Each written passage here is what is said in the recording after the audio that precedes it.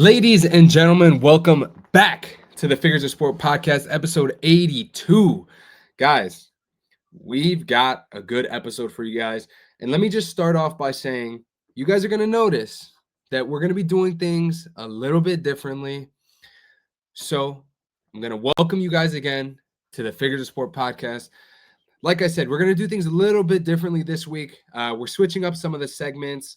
You guys over on TikTok really enjoyed some of those 2-minute warning topics that we talked about. Got a lot of engagement from some people, ruffled some feathers, and guess what? We're going to do it again this week.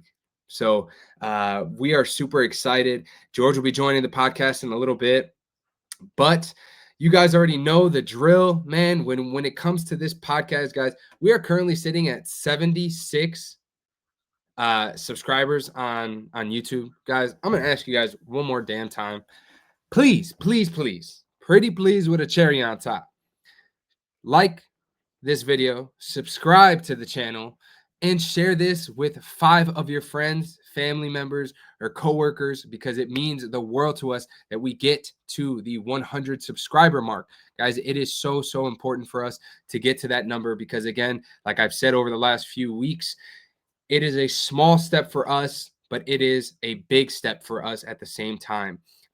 Hitting that 100 subscriber mark means a lot to us. So if you guys could please just do us the favor, share this with your friends, family, coworkers, whoever needs to be up to date on the sports news, and just wants to hear some takes, whether you think they're good takes or bad takes by George and I, or myself alone.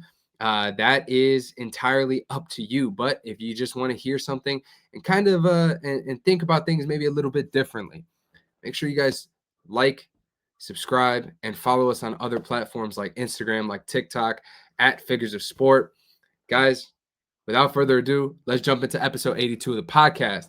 Now, the first thing that I want to talk about this week is going to be the MLB award winners. And we're going to do things, like I said, a little bit differently. So I've got the award winners, and I have some thoughts on some of these award winners, and some questions. So I would love for you guys to, in the comments below, let me know your thoughts. Like, I want to hear what you guys think about some of my takes here, because honestly, it is going to be very fun to see what some of you guys have to say. So we're going to jump into the MLB award winners, and we're going to start off with the Cy Young Awards, because obviously those were 2 big awards that were presented last week. And the first one we're going to talk about is the American League Cy Young. Tariq Skubal wins the award. But there's a lot of question marks on Tariq Skubal's future in Detroit, man. Supposedly the gap between the Tigers and Skubal's team and his agent is significant. I mean significant, like over $100+ million significant. I don't know how true that number really is, but at the end of the day, if they are that far apart, I can almost guarantee that the Tigers are going to lose Tariq Skubal. He is not a free agent this year, but I think having these discussions now can potentially be a gateway for him to end up leaving Detroit. So I want you guys to let me know in the comments below, do you think that Detroit coughs up the big bucks to keep Tariq Skubal, or do they end up moving him and start to rely on some of their other pitchers and maybe use that money elsewhere? Let me know in the comments below, whether it's here on YouTube or TikTok or Instagram. Let me know. Super excited to hear you guys' thoughts on that one. Now for the NL, Paul Skeens wins that award. And over the last couple of weeks, we've kind of heard some rumors that supposedly Paul Skeens wants out, right? That he would love to be in New York. I don't know how true that is because it came from an anonymous Pirates teammate. I don't know how true that is, man. But my question to you guys is, can the Pirates actually build a competitive team to win with Skeens, or does he force a trade? If, for example, this upcoming season, if they don't do anything during the offseason to try to become a little bit more competitive in the NL Central, does that kind of open the door for him to say, you know what, I want out?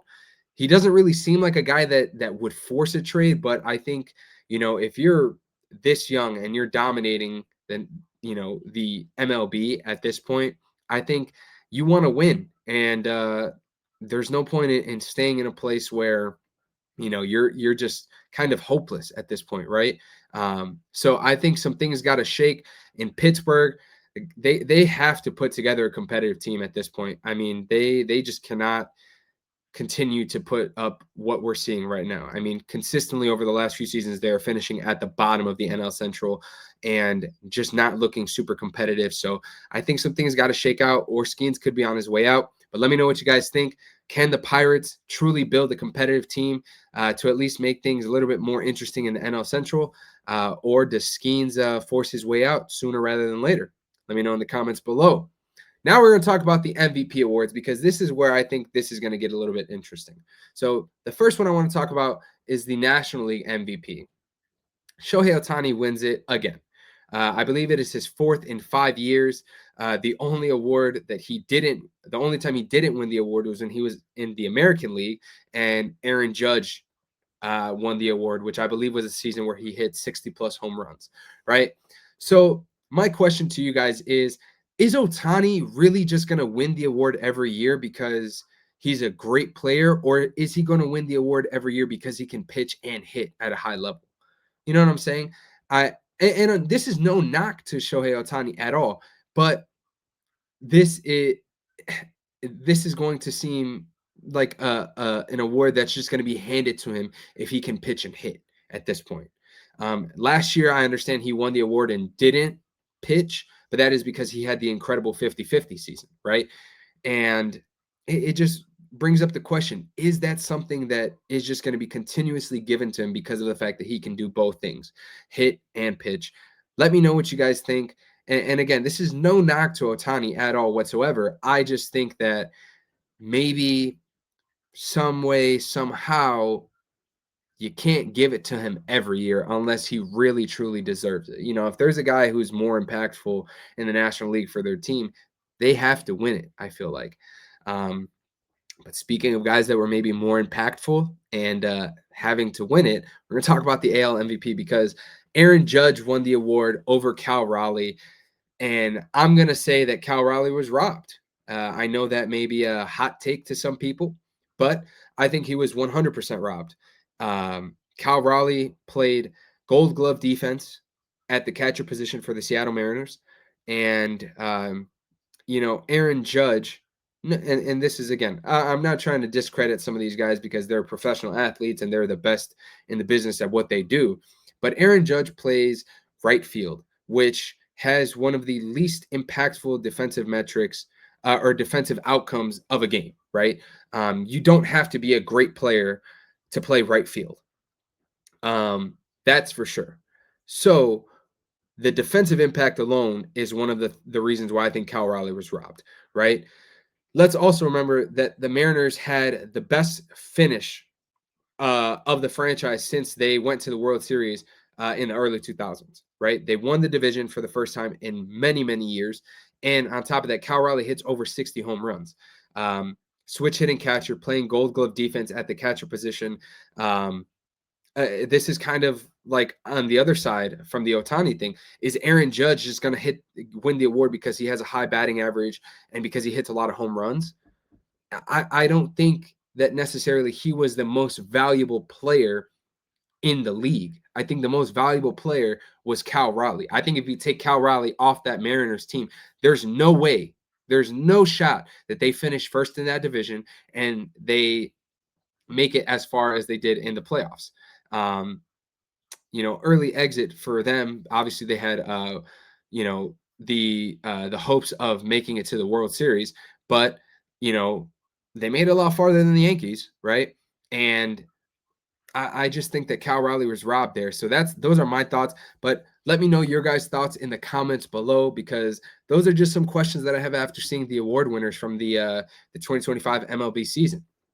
Now we're going to move on and we're going to talk about the NBA real quick. The NBA, last week, we talked a little bit about the gambling scandal. We're not going to talk about that this week. Obviously, not too much news has come out of that, but some quick NBA updates for you guys.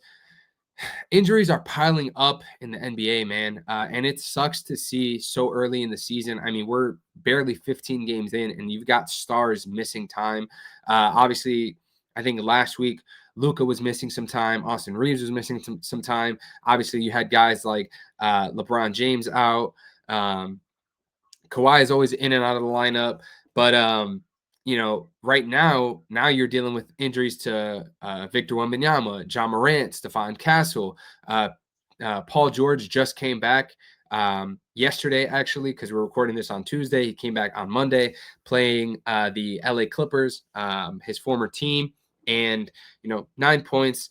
Not a great return for Paul George, but he's back at least. LeBron James is supposed to come back tonight, if I'm not mistaken, for the Lakers. So that'll be fun to see. It's going to be really, really interesting to see because of the fact that the Lakers have been performing so well. LeBron kind of has to just fit in, and this is so crazy to say about LeBron James because he's a guy that, is a very ball dominant. He kind of allows other play. He gets everyone else involved. But right now, I think LeBron has to kind of take a step back.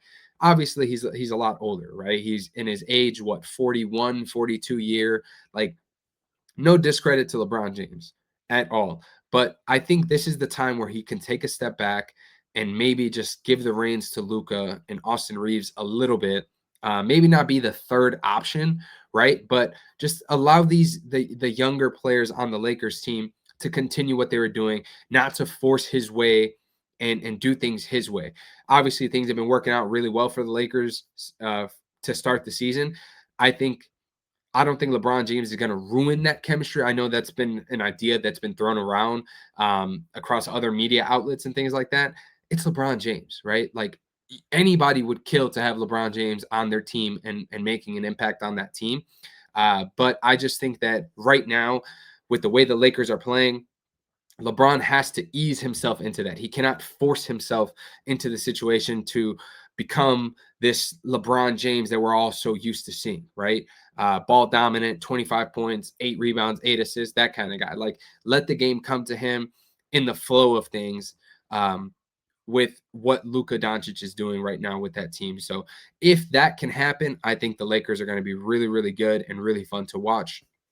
But I'll be completely honest, I don't think any team in the Western Conference can compete with the Oklahoma City Thunder. I mean, this team is ridiculous. Like, Shai Gilgeous-Alexander has sat out, I think it's like 7 fourth quarters at this point, and like entire fourth quarters, because their team has been putting belt to ass on everybody. And again, this is without Jalen Williams, guys. So I think this Thunder team is hands down the best team, not only in the Western Conference, but in the NBA in general. And it's going to be really fun to see this team when they get Jalen Williams back, because that is going to be exciting basketball. I did think that the Denver Nuggets were going to have a really, really good chance, but so far we haven't seen Cam Johnson perform to the level that they kind of expected. And people are looking back on the Michael Porter Jr. trade and saying, well, he's averaging 20 plus points over in Brooklyn, but that's completely different roles. Like, it's a very different situation. Cam Johnson is obviously on a team that's going to win a lot more games now. So, but I just think that when it comes to this Denver Nuggets team, they're not gelling like we kind of thought they would. I mean, they just lost to the Chicago Bulls. And there's no discredit to my hometown Bulls, but they started off the season super hot and then kind of came back to reality, so you just lose to the Bulls. And again, it's a little bit worrisome that this team isn't performing kind of how we expected them to as far as the Nuggets. But it'll be fun to see. Hopefully Cam Johnson and the rest of the new additions on the Nuggets can continue to make an impact and grow into their roles a little bit more. And maybe this will be a different conversation later in the season, but we will keep an eye on that. Now, I want to ask you guys, is SGA the front runner for the MVP again because of the fact that he is dominating the sport right now? I think SGA is the best player right now on the best team, and they are such a good team with him. I think he right now, for me, if I had to pick, he's the front runner for the MVP award. But I would love to hear your guys' thoughts. Now, 2 more questions for you guys, and we'll move on to the NFL. So the Pistons are 12-2 atop the East. They were last time when we talked about the NBA, I believe they were 8-2 or 9-2, something like that. But at 12-2, sitting atop the East, have they become true contenders, or is this a team that you think just had a hot start and they'll fizzle out soon? Let me know in the comments below, guys. I'm really excited to hear your thoughts on that one. But kind of as a follow-up to that, who do you view, if not the Pistons in the East, who do you view as a true contender in the Eastern Conference this year? And who do you think in the Western Conference can truly give the Thunder a run for their money as they try to go back-to-back this season? Let me know in the comments below, guys. Would love to hear your thoughts. And without further ado, it is time for what you guys have been waiting for. And again, just a preview, we have reformatted the NFL talk kind of segments. So you guys are going to see some different things, some things you guys are going to like a lot. So without further ado, we're going to bring in our boy, G Money, Georgio. Welcome back to the podcast, man. We've got a lot to talk about this week, brother. Yeah, we do. Yeah, we do. All right. So the first thing that we've changed up is we're moving away from the best and the most disappointing games of the week. We don't want to waste your guys' time with a recap of games that you guys probably already watched. So we're going to just jump straight in and we're going to talk about some of the top storylines going into week 12. So George, the first one I've got for you is the Broncos and Patriots are tied atop the AFC at 9-2 each. Yeah, and it's as they should. Broncos defense has been playing lights out all year. They've been doing it the last couple of weeks without Pat Surtain. It's amazing to see how they're sustaining this defensive, pressure all around. Benito's having a great year. That D-line's applying a lot of pressure, and I know they're just waiting to get Pat Surtain back because it even elevates them more. And Bo Nix anyone that watched that game against the Chiefs on Sunday, he just outplayed Mahomes. Straight up, Mahomes had a crucial interception in red zone. It was a bad ball. I can't believe he threw that ball there. And he stepped up. And this was one of his more, I think it was more of like a consistent game through all fourth quarters. Usually we see he steps up in the fourth quarter when needed. And he also did this game too. But I think it was a little bit more of a complete game all around. And I'll go to the Patriots. Look, like the way Vrabel has turned, I don't want to say fully turn this franchise around because the Patriots have had a long history of winning seasons with Brady there. But they had that little stretch there. I think it was like 4 or 5 years where they weren't the best. They had that rookie year with Mac Jones where they made the playoffs. But after that, it was really just disappointment after disappointment season. And Vrabel and May have just been stellar this year. They continue to win games. And what is this, like the 8-game win streak? Like they're both on 8-game win streaks now, highest in the league. These two teams are gonna be. It's gonna be a fun battle to see who comes out as number one in the AFC. My money right now is on the Patriots because of the schedule. I would agree. Because of the schedule. But you never know what can happen. I do think though, if these teams did see each other in the playoffs, I would have to give this slight edge to Denver because of how dominant that defense is. Yeah, and kind of going off that, they're still dominating without Pat Surtain, which is crazy. It's crazy. So if Pat Surtain could come back in a timely manner, at least if he's ready for the playoffs, that's a scary team. Just because I don't think you're necessarily scared so much of their offensive production, but it's what they can do on defense to limit your offensive production. Yeah, it's kind of like polar opposites. Like Denver, you're afraid of that defense, and then the Patriots, their defense isn't bad. The defense is pretty good, but you're more afraid of Drake May than you are of Bo Nix. Exactly. Yeah. Bo Nix in the fourth quarter is a little different this year. You know what I'm saying? Yeah. But but in a complete game, you'd be more afraid of Drake May. He's one of the top leaders in completion percentage. He doesn't really make mistakes, doesn't turn the ball over that often. But they say defense wins championships in this league, and I think next to the Eagles defense, I think the Broncos are just the best defense in the league right now. But I think they're better than the Eagles defense in my opinion. I was going to say, I'd argue that they are the best defense in the NFL. I think so, but the way the way the defense for the Eagles has been just keeping Yeah. them in games when their offense has like been struggling. Yeah. And what they just did to Detroit is crazy. But I mean, look what that Broncos defense did to Mahomes and the Chiefs. I know the Chiefs have been struggling a little this year, but it's still Mahomes. Like you can never Yeah. count out Mahomes. And they dominated this game. They I dominated, agree. and yeah, All right. Now, speaking of Mahomes, the Chiefs and the Colts are going to face off this week, week 12. Mhm. So this is a game that you and I have talked about a lot, actually, over the last few weeks of the podcast, because of the fact that the Colts. There's always been a lot of question marks around the Colts, right? Are they for real? Are they for real? The last time they faced like a true contender, you could say would probably be the Rams, right? And they lost that game. Now they're going to be facing the Chiefs, who are struggling, but this is a must, absolute, like an absolute must win for the Chiefs at this point. yeah. Um, do you think that with this matchup, this can tell whoever wins this matchup? Who do you think it tells more for, the Colts or the Chiefs? Um, I think it tells more for the Colts. Because again, like our conversations have been, can they do it against like top teams in the league? You know, and while the Chiefs' record may say 5-5, I still think they have a really good defense, a pretty good Yeah, defense at that. And I think, I mean, Andy Reid is a great coach, and I think going into this, I know their game plan is going to be to contain Jonathan Taylor and make Daniel Jones beat us. And if I'm correct, and this does happen, I would like to see if Daniel Jones can do it, and if he can do it, this will eliminate any doubt I have for the Colts, yeah, because this shows that even against tough defenses and taking away Jonathan Taylor from being who he is this year, that Daniel Jones can rise up and he can lead this team into a victory no matter what they're facing, a tough defense and their what I would love to happen, be an MVP caliber player, not have a good game. Their defense has been looking good for the Colts. They added Sauce Gardner, who had a pretty good game against Atlanta in that Berlin game. Um, but I do think that this game, because it's a desperate Chiefs. The Chiefs are now yeah, desperate, you know, yeah, and we said this a couple of weeks ago against Baltimore, with Baltimore against the Bears.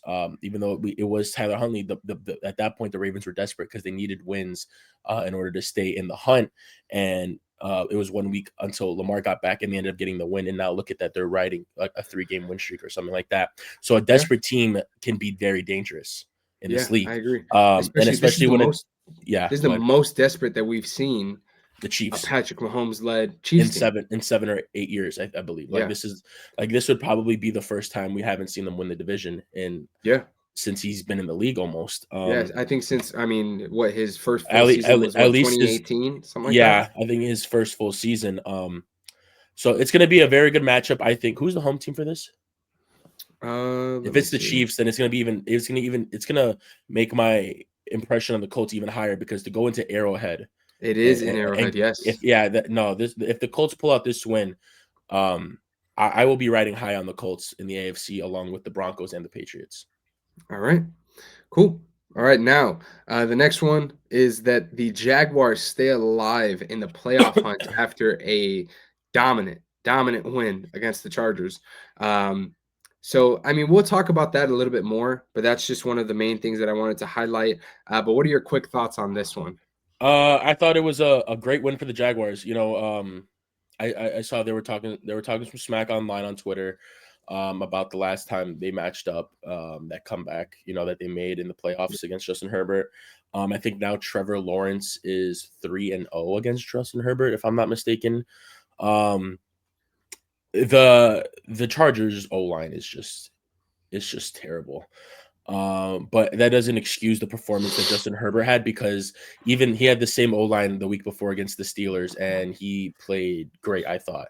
Yeah. And this is a Jaguars team where in the beginning they were riding high on the defense. It was playing great. They were leading the league in turnovers at one point. They beat the Chiefs, you know, causing Mahomes to throw interceptions and stuff like that. And then it died down, and then they picked it up again. So I mean, it was a great win for the Jaguars. You know, no Travis Hunter, no Brian Thomas Jr. And they pulled out this win at home. It was much needed. They needed this win because now The AFC is basically, unless you're the Colts, the Broncos, or the Patriots, You're fighting for your life. anything can happen. Like Yeah. like anything can happen. And now that the Texans are sort of catching some heat right now with a couple of wins on their belt in a row, Jaguars definitely needed this to stay in that contention and try to get that wild card spot. So I thought it was a great win, and let's see if they can carry this momentum into this week. Yep. All right. Next one for you. Josh Jacobs injures his knee. Nothing too major. They say it's just a knee contusion. But he is considered week to week. That's going to be tough for the Packers, as we all know that they love to run the ball. Yeah. Josh Jacobs maybe hasn't been himself this year as far as his yards per carry. I think this is the lowest that he's had in the last few years. But that is going to be something that I would say to watch for. And we will talk about the Packers and Josh Jacobs' injury a little bit more in a little bit. But that is just something that I wanted to highlight because obviously right now we still don't know if he's going to play this week or not. But I just wanted to highlight that one real quick. But the next one I do want to talk about, George, something that I know we're both excited about. The Chicago Bears have taken over the NFC North for the first time since 2018, man. Listen, yeah, we talked about it before. Going into the season, all we truly wanted to see from this team was growth, right? We wanted to see growth and improvement. We wanted to see that Ben Johnson was truly the guy, right? I think we know Ben Johnson is the guy. Like he allows this team, he has instilled a certain type of mentality, and he's brought a culture to this organization now where I feel like the last few weeks, people can talk as much smack as they want about the Bears coming, having an opportunity to win in a dominant fashion, but end up kind of making it a lot closer. Like the Vikings game, it was a lot closer. The first week against the Vikings, lost that game, whatever. The Raiders game, people were pointing out you had to block a field. Doesn't matter, because at the end of the day, in this league, it's not how you get wins, it's how many wins you get, right? Yeah. So for me, that none of that matters. It just goes to show that Ben Johnson has truly, truly instilled a different type of culture in this organization. 100%. 100%. And that for me is the biggest thing. Like Caleb Williams, whether or not he has a stellar game or not, you can trust in him that he's going to at least get you the opportunity to win. And I don't think we saw that last year because of the culture that was already in that organization under the previous coaching staff. Yeah. So for me, listen, do I think the Chicago Bears are going to end up winning the NFC North? I can't say yes for sure, because obviously they've got a tough schedule, for the second half. It's most likely. So, I mean, it's most likely going to be a no. Let's be realistic. Yeah. But like I said, what going into this season, I don't even think not even Bears fans, us Bears fans, even expected playoffs. No, not at all. What we were talking about when we first started the podcast together, going into the season was, I just want competitive football, and I want them to be competing for a wild card spot until like going into the end of December. Like make it like towards like the end of the season still be in contention. And then, like it's the first year. Right now, I think the Bears have over exceeded our expectations as Bears 100%. Fans. Being 7-3 was not on our bingo card. Being first in the NFC North in mid-November was not on our bingo card. And just now having meaningful football was like is all we could hope for as Bears fans. Like not being out of playoff contention before Thanksgiving is just it's something we've been waiting to see. Hopefully when Ryan Poles said we're going to take the North and never give it back, hopefully we don't give it back next week. It wasn't just for a 1 week hold, because that would be tragic. But no, this schedule for the Bears coming up is brutal. It is brutal. We got the Pittsburgh this week with now Aaron Rodgers might be playing. He's going to try to play that game. And honestly, like even though they said Mason Rudolph was going to play, and I was kind of hoping he did, so it's the one less thing the Bears have to worry about with Rodgers.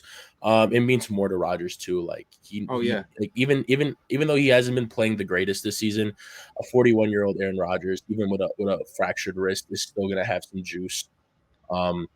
Because it's the Bears. No, it's the Bears, And listen, I think the Bears are going to have a lot of juice going into to play this game because of the fact that they got to beat Aaron Rodgers. Also, I think this is a big game for Caleb because his whole career, kind of growing up, he's always said that Aaron Rodgers was like the guy who's kind of inspired him, right? Like as Yeah, a quarterback. So Caleb grew up idolizing Aaron Rodgers, but um, I mean, these next 5 games are just tough. You got Steelers, then you have the Eagles, and then you have the Packers, and then you have the Browns, they're not scary offensively, but defensively, like Myles Garrett is just a different beast. because they can Like take they could just pressure any quarterback at any time, and then it's just terrifying. And then you have the Packers again. The one thing though, I will say that's the kind of on the bright side for these next 5 games before you get to like the Niners and the Lions again at the end of the year. Some of these teams' offenses have been struggling, and the Bears, if I'm the Bears, you need to capitalize on that. Like the Steelers' offense has been shaky, Eagles' offense has been shaky, the Packers' offense has been shaky, and the Browns' offense has been non-existent the whole season. And the Bears need to capitalize on this, or you will get steamrolled. And next thing you know, you can lose 5 straight games. Exactly. This is hoping Jalen Johnson makes his return soon, and Kyler Gordon along with TJ Edwards. Those are probably the 3 best, I would say, defenders on the Bears defense right now. Fourth being Montez Sweat. I mean, Tremaine Edmonds has stepped up humongously. The Bears have the 3 leading leaders in interceptions this year: Byard at 5, and Edmonds and Nashawn Wright tied at 4. So yeah, and Nashawn Wright. Shout out to Nashawn Wright for stepping up. Listen, sometimes he's gonna get burnt, and that's okay because guess what? He's not even. He's not okay with the addition. He's not even one of the starting 3 cornerbacks. When going into the season, he was listed as the cornerback 4. Jalen Johnson, Stevenson, Gordon, and then Nashawn Wright.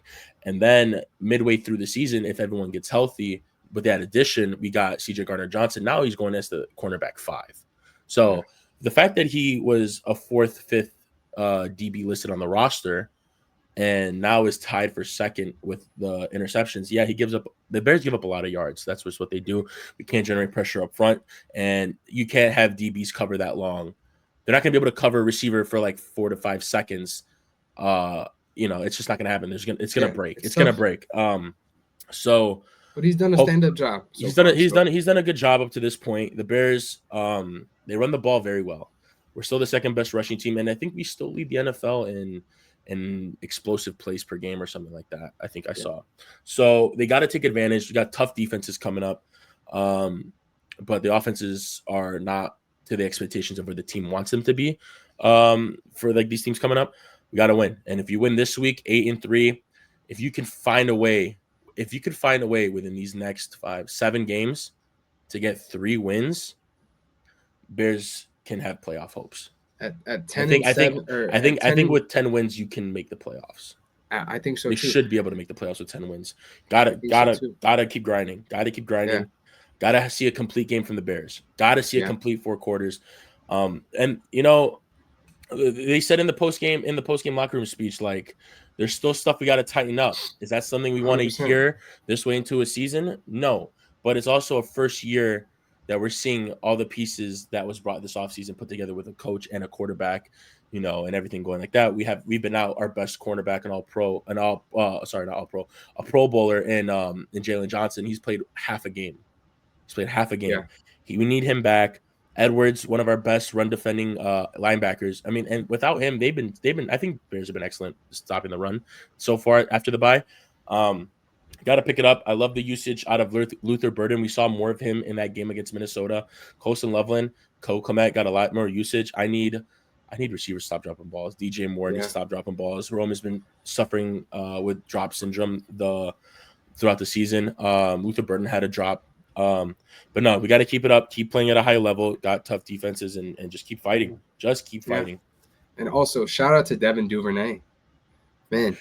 I saw somewhere on Twitter after the game where it's like, man, something about these people named Devin that play for the Bears just know how to return the ball, man. Hey, man.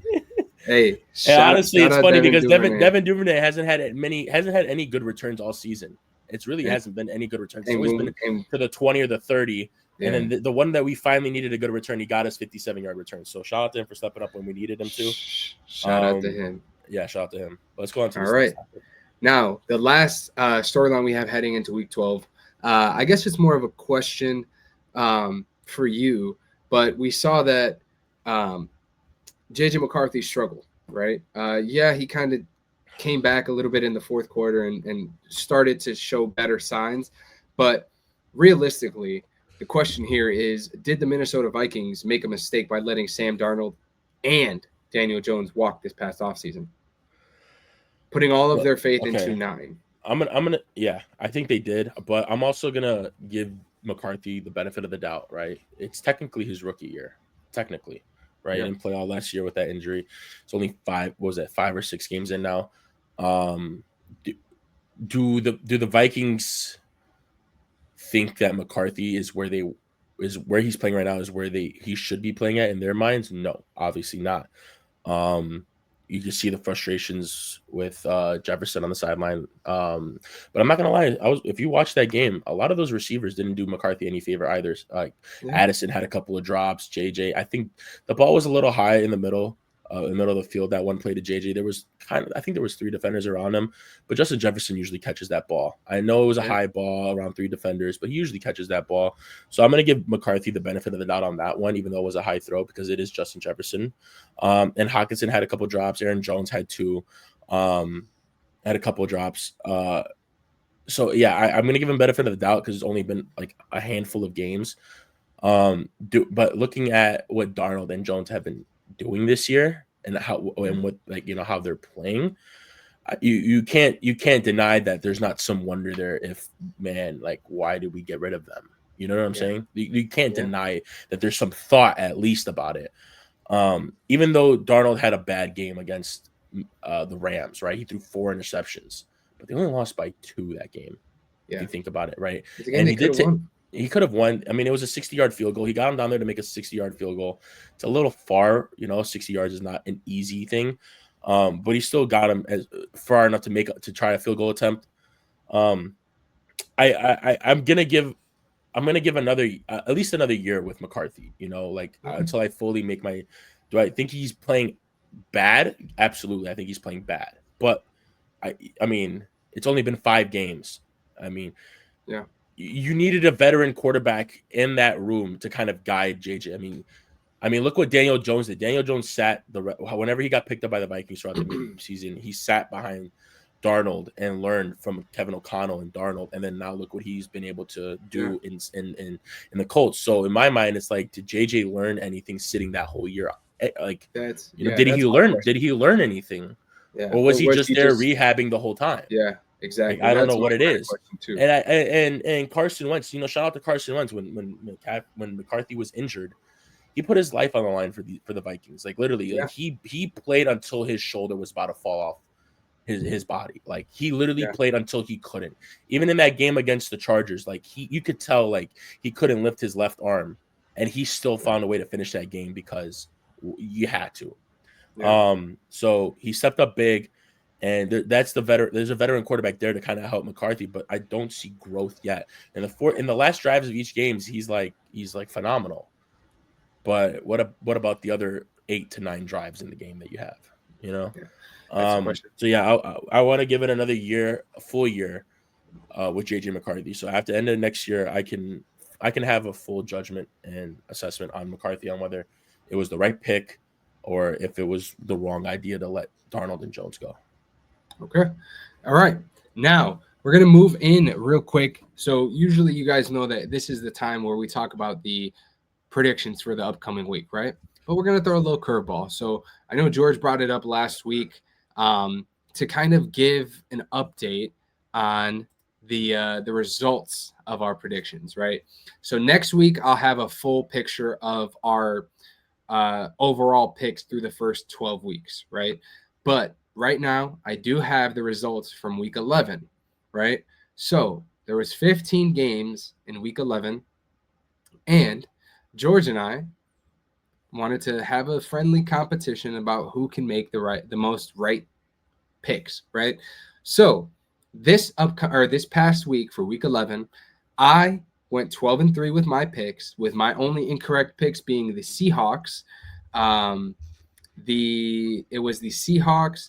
It was the Chargers. We both picked the Chargers, so that we both got that one wrong. And we both picked the Kansas City Chiefs to beat the Broncos. So those were my 3 losses there. George went 9-6. So I take the crown for this week. And again, next week we'll have the full updated results through the first 12 weeks of the season. But for week 11, George he went 9-6. His incorrect picks were he picked the Falcons, who I will never pick again. You want to hear some? You want to hear some stupid ass things about that game? Let's hear it. Michael Penix went down, which kind of hurt them.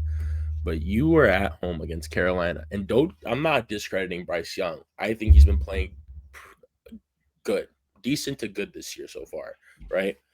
But you let Bryce Young come into your home and then break the record for the most passing yards in Panthers history in a game over Cam Newton. He threw 440 yards and 3 touchdowns on your ass. Are we serious? Against the top 5 passing defense? Are you Walking serious? your trap, take over your trap. Are we serious, bro? Seriously? Walking your trap, take over your trap. That's ridiculous. Falcons, I will never pick you guys to win another game this season.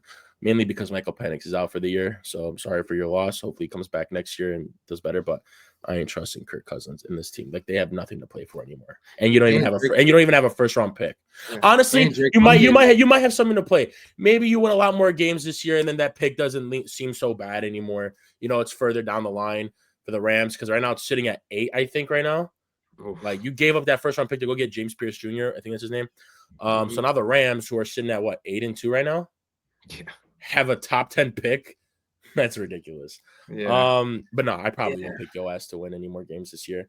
Thanks for screwing that up. The Chargers, you're done. You're done. We're gonna talk about the Chargers in a little bit, though. That's for sure. Unless you're playing like the Jets, you're done. Yeah, I'm not. You're done. 81 yards, Justin Herbert. Come on, bro. I can't defend you anymore after that performance. I can't do it. Like, I love you, Justin Herbert. I love you, bro. I think, and you know, I've been having arguments about this with a family member, and I've come to the conclusion that I think Justin Herbert is probably one of the best complete quarterback in terms of size, build, arm strength, arm talent, you know, accuracy. But Jesus Christ, dude, 81 yards. Only did you know favors, and you had Vidal got hurt, and you guys in the run game. But dude, come on. Thanks for losing me my fantasy week this week too. Yeah, me too, man. Appreciate that one. This guy, Herbert was acting all nonchalant. They asked him, "Oh, did you see the stuff they were saying about that playoff game the last time you met up?" And he goes, "Like, I don't care. It's in the past. I don't care about it. I don't care about it." Well, clearly, you put up what, 9 points? Yeah, and they put up 36. Yeah, come on, pretty embarrassing. Pretty embarrassing, man. Pretty embarrassing. That's ridiculous. But, yeah. Who else is my picks lose on? Kansas City. Well, the Bengals. You picked the Bengals over the Steelers. Yeah, you picked Flacco. Kansas Come City. on, bro. You picked Kansas City, the Bengals, and the Bucks, right? The Bucks, yes. Yeah. Josh Allen's out here throwing interceptions. Oh, you also picked Arizona over San Francisco. Bro, another one right there. I'll give you an example, right? This you're gonna bleep this out. This Jacoby Brissett made history with the most completed passes in a game. This dude went, I think, 47 of 57 or something like that. Completions, yeah. So this guy threw the ball almost 60 times, only 10 incompletions. I think it was 80% completion, over 400 yards, and they lost. Brandon. Bad. Come by the way. on, They lost bad. Come on, yeah, man. That's crazy. That's crazy. Yeah. The Bills. The Bucks had Josh Allen throwing basketball chest passes for interceptions, and they lost. It was a shootout. Don't get me wrong. Like, Josh Allen, dude, 6 touchdowns. Jesus, he lost. He's the reason why I lost the fantasy. Goddamn. RIP to whoever had to face him this week. Dude. Can you imagine having to play him and Travion? Whew. Yeah, I know, right? No, that was Josh Allen turned it up. I thought the Bucks defense would be able to slow them down, especially with the news when the news came out in the morning that they were benching Keon Coleman for a healthy scratch, but they were just benching him because he missed the team meeting on Friday. I was like, oh, this guy's got no one to throw to. Kincaid's not there. Keon Coleman's not there. Keon Coleman's not there. Shakir had 1 catch for negative. You had more yards than Shakir that this week. You know that? Yeah, I did. And I was sitting on my couch. We had more yards than Shakir did. James Cook had what? Not even 50 yards rushing? Nope.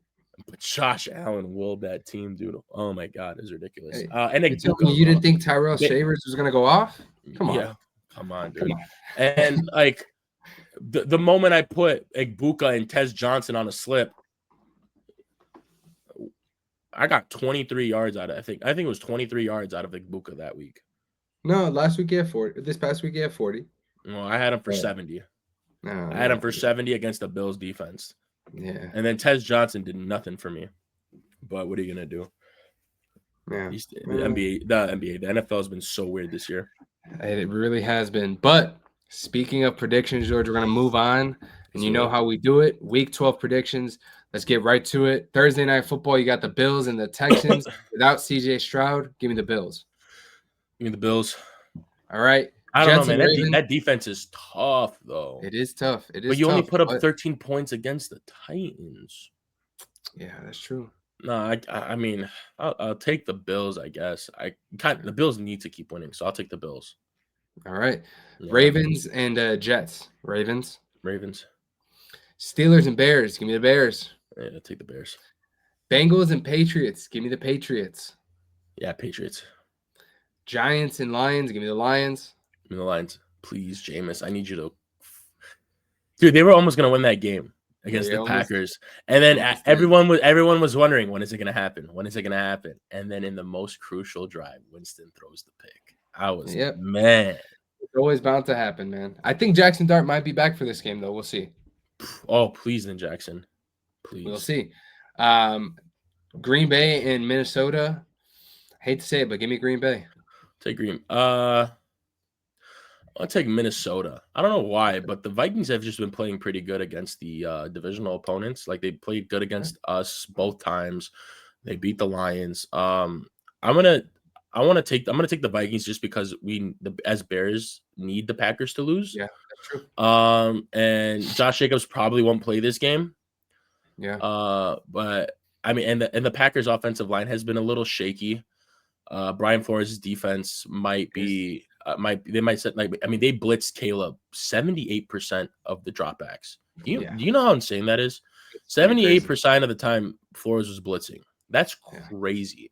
Yeah. And Caleb only took 2 sacks. He evaded so many.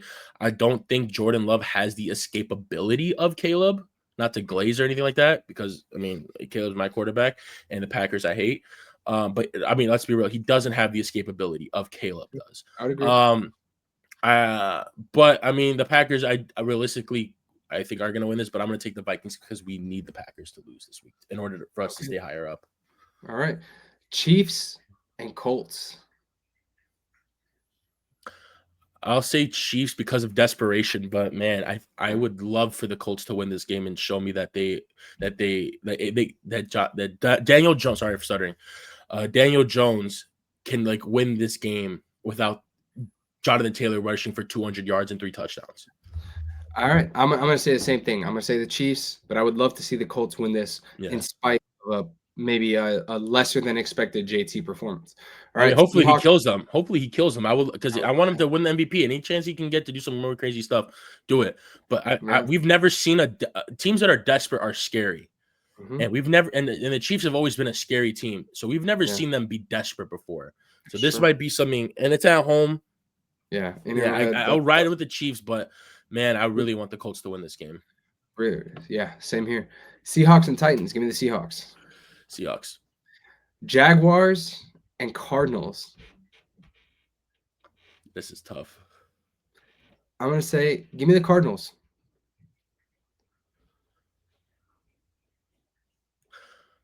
I'm going to go with Jacksonville. Okay. I'm going to go Jacksonville because I don't know why. I don't know why. I feel like we've been on the same page for every game except for that Packers-Vikings one. In order for me to beat you in these predictions, I kind of have to go opposite with you on some of them. So I'm going to take Jacksonville. All right. Browns and Raiders. Whew. Talk about an ugly game. Tough take. I'm going to take the Browns on this one, but tough take. Tough take on this. I think they're going to shut down Genty. I don't even care about that. I think Shador lights it up because I'll tell you why. Because he was working with Tom Brady all in the offseason. They were thinking, everyone was thinking that they were going to take him because of the connection, and they passed up on him. I think he's going to be like You can mark the time down when I said that and bleep it out. And I think he's gonna go stupid this game. Now, realistically, this guy might throw for like 80 yards and 2 picks, but Yeah. I think it'd be fun for him to be like, watch this. But right. no, honestly, this game's gonna be exciting for the wrong reasons. I can't wait to see who's gonna have more sacks, Max Crosby or Myles Garrett this game. That's gonna be fun. Who's gonna have more sacks? You gonna take the Raiders? I'm gonna take the Raiders. Okay, I'll take the Browns. I'll take the Browns. All right. Eagles and Cowboys. Wait, side bet on that game. Who has more? Who comes out with more sacks, Garrett or Crosby? You think? Oh, Garrett. You think Garrett? Yeah, I do think too. So okay, yeah, same as that. All right. Eagles, Cowboys. Yeah. Cowboys. You think so? I'm gonna take the Cowboys. They're in Dallas. I think they kind of bounce back after that week 1. So I'm rocking with the Alliance till we got to play them next week. Give me the Eagles, baby. Come on. I'm rocking with the Alliance until we got to play them. And how funny would it be, because the Alliance worked out so well between the Bears and the Eagles? We each went 3-0 in each other's division. How funny would it be on Black Friday? They just ended if we tied. Oh, that'd be incredible. No, not incredible. We kind of need to win. Like, I mean, I would love to win, but listen, but like how funny would it be? It would be like, oh, the Alliance was so strong we couldn't fathom beating our allies, so we just tied it with them. It would be great. That's OD thinking. That's like brain rot right there. Yeah, but a tie would be better than a loss. I'm taking the Eagles, bro. That defense. Have you seen what that defense has been doing, bro? Come on, no, give me the Eagles. All right, Falcons, your favorite team, and the Saints. Jesus Christ, dude.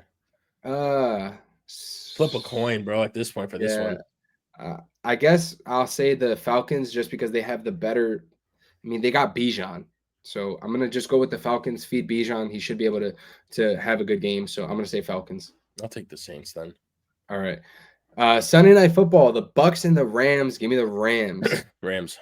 All right. And Monday Night Football: the Panthers versus the 49ers. Give me the Niners with Brock Purdy. I'll take the Niners too, and I think McCaffrey goes stupid against his old team that traded him. Yeah. Oh, and I also think Ricky Pearsall has a great game. I'll be honest. Yeah, I've been waiting for that for a minute, dude. Yeah. So I think Ricky has a good game. All right, I'm gonna write down our picks.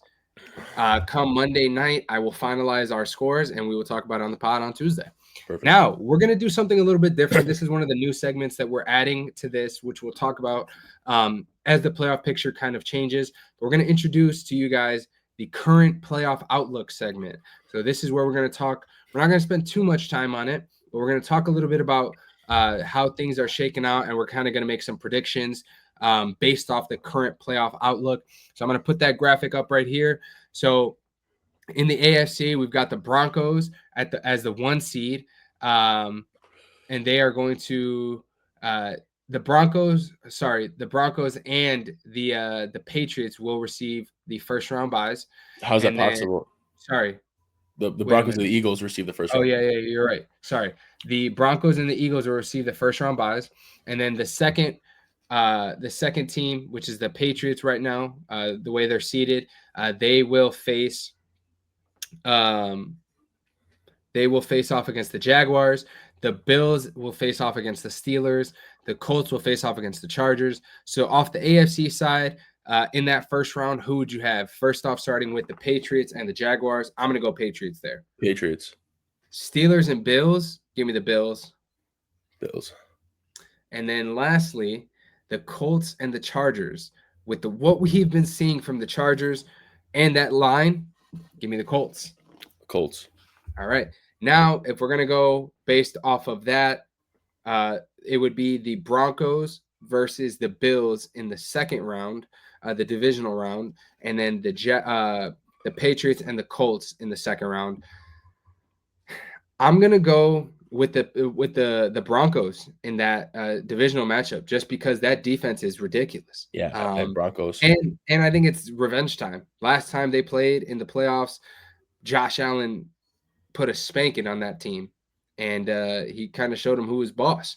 So I think it's a revenge game for the Broncos, and they would move into the AFC Championship game. And then the Colts and Patriots, who would you have there? Patriots. Okay. So then we would see the Patriots and Broncos facing off in the AFC Championship. And I know you said it earlier, so you're still going to roll with the Broncos to Yeah, win the AFC? that defense is just scary. That defense Okay. is just scary. Yeah, no, I'd have to roll with the Broncos, but I think that would be a great game. I think Okay. that would just be a great game. All right. Now, for the NFC side, remember we said the Eagles are going to get the first round bye as of right now. Then for the second seeded LA Rams, they would face off against the Niners, a divisional matchup. I'm going to take the Rams in that one. I'll take the Rams too. The 3-6 matchup would be the Bears and the Packers. Give me the Bears at home, playoff game, meaning so much. I think the Bears would be able to win that one. Yeah, I mean, it's gonna sound so crazy coming from me, dude, but I don't know. I think the Packers would beat us. I'm gonna be honest. I just think that would be the history of a Bears fan. Just your emotional, constant emotional damage from the Chicago Bears speaking right there. Nah, honestly, like, nah, let's gotta be real. Gotta have some reality at some point. I think right now, if they were to play in the playoffs, like our defense is not good. They take I the ball agree. away a lot, but they're not good. I agree. But the Um, the the Packers offense isn't that great either. yeah, but they can be good. They can just blow, like they can put up points on teams. Like Yeah. look what they I did mean, against Detroit and then Washington, and then they just hung up to what, well, I don't know what, it was almost 30 points against, I off know it the was the Giants. off But the like top of they, your head, do you know if the first matchup between them is at Soldier Field or is it in well, Lambeau? it would be at Soldier Field because we have the higher No, no, seed no. at this I'm point. saying in Oh, the regular season. for us, Is the first matchup at Lambeau or I think Soldier it's Field? um that's a good question. I don't know. But nothing Google can't help with. Um They would play the first matchup is in Lambeau on okay. December 7th. Well, I So mean, Caleb is undefeated in Lambeau so far in his career. that's But true. no, So I think the Packers would beat us right now if this okay. was the playoff game, like today. Okay. All right. Bucks and the Seahawks. Give me the Seahawks in that one. Yeah, Seahawks. Okay. Now, then we'll roll with your pick for Green And, Bay. yeah, So I Green, think that game would be electric because the Bucks beat Seattle on like the game yeah. winning drive. Start, It was a yeah, great early game. in the season. No, Yeah. but honestly, no. I don't know. There's a lot of controversy going around. Like Darnold doesn't show up in big games. Like he floods That's his true. fans. I He mean, floods his last year we fans. saw it happen against the Rams. I mean, not just that. We saw, I mean, against Detroit to take the number 1 seed to close it out. I think Mhm. they lost to Green Bay the game before that. I could be wrong on that one, like way off on that one. I'm not sure. But they did lose to the Lions to take off the number 1. And then they lost to the Rams. Some controversial calls in that game. I will give you the benefit of the doubt, that face mask. And then he floods against the Rams last week. Yeah. I don't think I don't think the defense is just great. I mean, for Seattle, I think I'll take the Bucks for that one. Actually, home game. I Okay. think I'll take the Bucks. All right. So we'll roll with your picks this week. Maybe next week we'll roll with some of mine Yeah, and just yeah, kind of yeah. see. But this week we'll roll with yours. So now the Eagles and the Bucks in that game. Give me the Eagles. Eagles. Rams and the Packers. Give me the Rams. Yeah, Rams. Now in the NFC Championship game, we would have the Rams and the Eagles. Who comes out on that one? I'm gonna take the Rams, man. I think they got to get revenge for that early season loss. I think that's if that matchup was to happen, that's one that they got scheduled. I mean, or circled on their schedule. I think it'd have to be Eagles. And that defense is probably the best defense in the league right now. If not the Okay. best, if it's not the best and the Broncos is the best, it's the second best. Like the amount of pressure they generate up front is crazy. It's crazy. Okay. All right. So now coming down to the Super Bowl, right now, we've got the Broncos and the Eagles in a This is gonna winner be take all Super this Bowl would be game. like a defensive matchup of like Yeah. the Who century. would you take? This might be one of the boring Super Bowls because it's gonna be straight defense, no like not a lot of points scored. Might have a Uh total of like 20 points scored in that game. I'll take If the that. Eagles. I'll take the Eagles in that Super Bowl win. I think they would repeat if it played out exactly like this. For the simple fact that yeah, both defenses are great, but the talent on the Eagles offense It's it does just not come. yeah. It's the Broncos talent on the offense doesn't compare to the Eagles talent. like what it I could would be agree. if they all I would- played. If every person on each team's offense played to where they should be playing, Yeah, like where you I think the expect them to play, Eagles right? beat them. Like, yeah, Easily. 100%. Like if Saquon's playing like Saquon, if Hurts is playing like Hurts, Brown and Smith are playing like Brown and Smith. If they're playing like how they're supposed to be playing versus how Bo Nix, you would expect Bo Nix to play, and Cortland Sutton and Troy Franklin, and I think you should get Dobbins back at that point, from IR. Like, yeah, no, the talent I mean, you it's can't. I don't like, care. I don't care if not you're even close. the most diehard Broncos fan. You It's cannot not deny close. that the talent on the Eagles is better than the talent. The talent on the offensive side for the Eagles is way better than the talent on the offensive side for the Broncos, and because of that, Now, I'll take the Eagles. all right.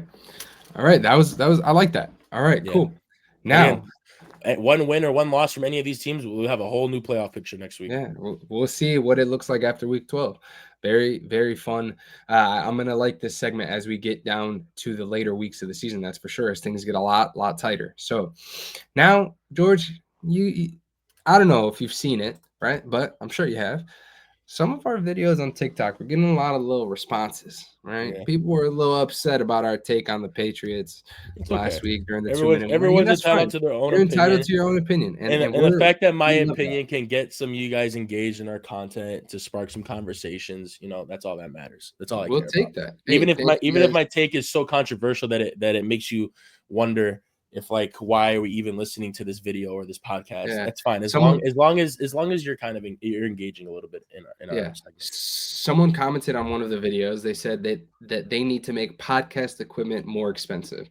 And I said, well, guess I think what? they do. I think they do. Hey, listen, I guess bought what? this mic. I bought this mic for $20 on Amazon. Come on, listen, I mean, thank you for the engagement. We appreciate it. Thank you. Now, we still got more controversial takes to make. They probably do need to make it more expensive. Some of the stuff we talk about, I mean, look, we could be wrong.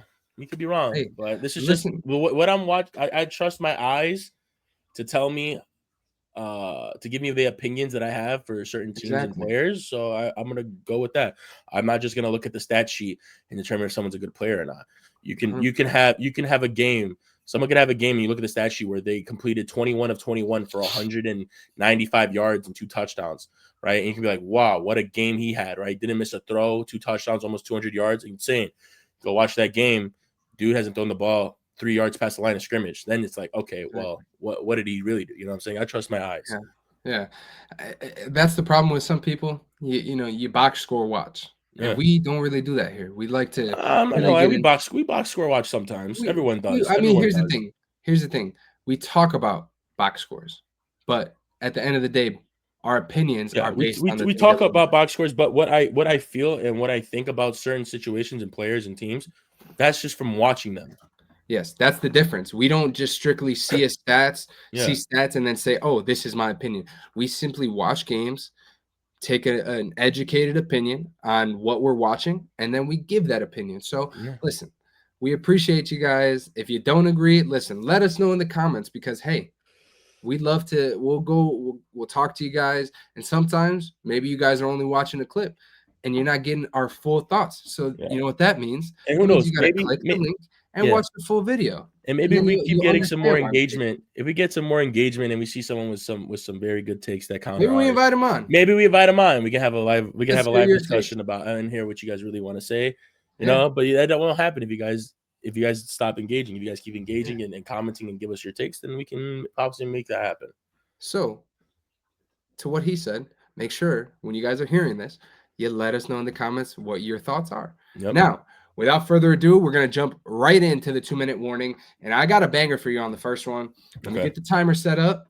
The first question I've got for you, George, is Josh Allen now the clear MVP favorite after accounting for 6 touchdowns in week 11? Your time starts now. No, he's not the clear favorite. I do think he jumped back up to the top 3 favorites for sure. Probably more towards the 3 than 1 or 2. I still think right now the favorite should be Matthew Stafford. What he's doing at his age, touchdown to turnover ratio, they keep winning. It can't go unnoticed. He is definitely the MVP. And the second one should be Drake May. Obviously, has to be Drake May. He's playing at a high level right now. They keep winning too. And what he does week in and week out is just insane. But I don't think that Josh Allen is too far off from he could still win the MVP, yeah, but being the clear favorite over May and Stafford, no, I can't do that. Okay. Surprisingly, we're going to disagree, right? What a surprise. Yeah. The reason I say that, which I agree, Stafford is having an incredible season. Drake May, obviously 9-2 record. They're winning games. He's doing everything he has to do correctly. Sorry to cut you off in the 2-minute warning. You could pause the timer because I'll let you get your full 2 minutes. But I saw something last week about Stafford after not the Seattle win, but the win before that. Did you know with that win 2 weeks ago, he had finally reached a 500 Oh, yes, I win did see that. He finally went 500, and that's crazy because Stafford has always been a good quarterback, right? Yeah. Even with Detroit and they were losing, like he was still a good quarterback. But like after all those years of Detroit and being on the Rams for how many years now has it been? 4 years? Yeah, 3 I years? think so. 3 years? Since 4 years? 2020, right? 2020 was the year Yeah. he got So traded. after I'd say it's 4 years. I think it's 4 years. After those 4 years of being on the Rams, he's erased the deficit from 13 with the Lions and finally got back to 500. That is pretty crazy. Crazy. That's crazy. That is pretty crazy. That's crazy. Yeah, But go ahead, just goes to continue. show with a good team around him, he can win games, right? So, I mean, yeah. But yeah, so going back to my point, the reason I'm gonna say yeah, he's the clear favorite is just because of the fact that if you look at Josh Allen, right, comparing him to a Drake May and a Matthew Stafford, what is something that we can both agree on that the Rams and the Patriots have? They both have solid defenses, right? I think this Bills team in all of Josh Allen's years, this is the worst defensive team that he has had like since he's been kind of growing into his own, right? Becoming the Josh Allen that we know today. So, in spite of that defense giving up tons of points every single game, he is still performing at an extremely high level. And I'll be completely honest, what's the record? Is it 7-3 now? If I'm not mistaken, they're 7-3. Let me confirm that real quick. Yeah, Buffalo's 7-3. You take Josh Allen off of this team, I'll be completely honest with you, they might be 0-10. Yeah, but if you take Drake May off the Patriots, are they 9-2? I don't think they're 9-2, but I still think they win some games. Really? That defense on the Bills is terrible, which in my opinion is going to be the main reason why they cannot compete for a Super Bowl this year. So yeah, but we've seen it. I know this is going over the 2 minutes, but Josh Allen had to have 6 total touchdowns for them to win that game, right? He's not going to do that every week. He's not going to do that every week. But Stafford, what Stafford has been doing, he's been doing it every week. Jake May has been doing it every week. They've been consistent and they've been winning. Yes, Josh Allen is a phenomenal player. He was the MVP last year. Without him, the Bills franchise is done. I get it. But he hasn't been playing like an MVP this year. He's been great, and then he's been bad. You know? I just think that's an overstatement. We're talking. He's been great, and then he's been okay. Yeah.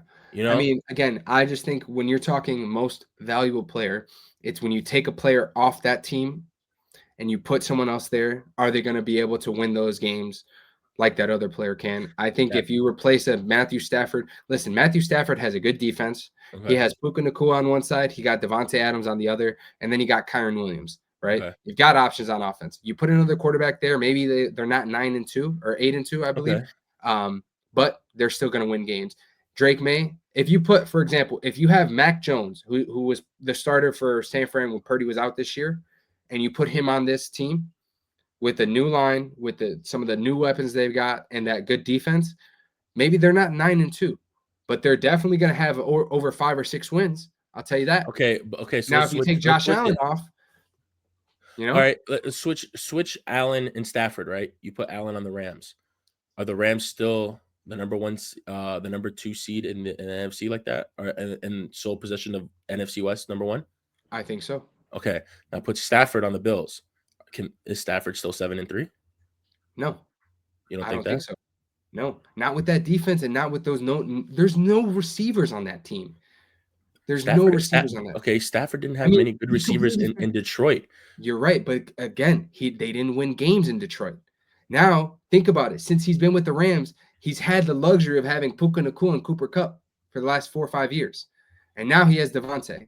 So that's my point. I don't think Josh Allen's going to win it. I'm just saying I think he needs to be, maybe he's not the clear favorite, but I think he should be right there alongside a Drake May and a Matthew Stafford because of the fact that his impact is significant. And I think we're overlooking that just because of the fact that that record is what it is. If you tell me out of those 10 games, if the Bills are 9-1 or 8-2, Josh Allen might be the favorite again. I think that record, especially losing to Drake May, plays a huge part in that too, which is why they're going to have Drake May above him. But we're over the 2 minutes, but those are our thoughts. Let us know what you guys think.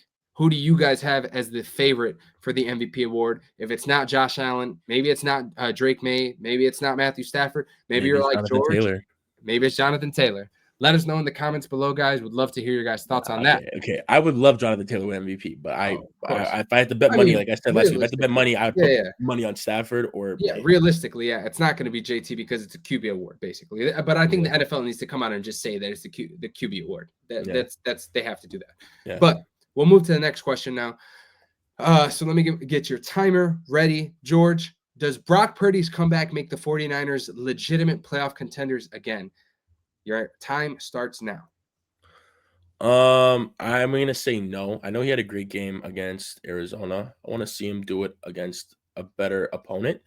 Not to say that I think he's a bad quarterback. I think he's a good quarterback, but I want to see them flowing against a team where McCaffrey just doesn't steamroll them. He had a good game, Purdy. But, I mean, the NFC's tough this year, dude.